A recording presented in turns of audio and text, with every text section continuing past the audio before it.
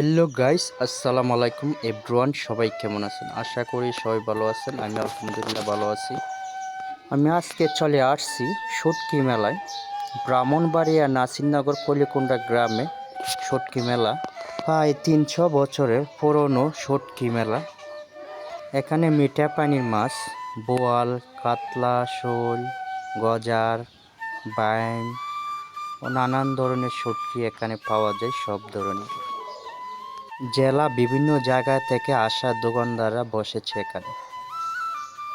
এই মেলা ভালো মানের শুটকি পাওয়া যায় বলে দিনটি আশা করে বসে থাকে প্রায় ক্রেতারা।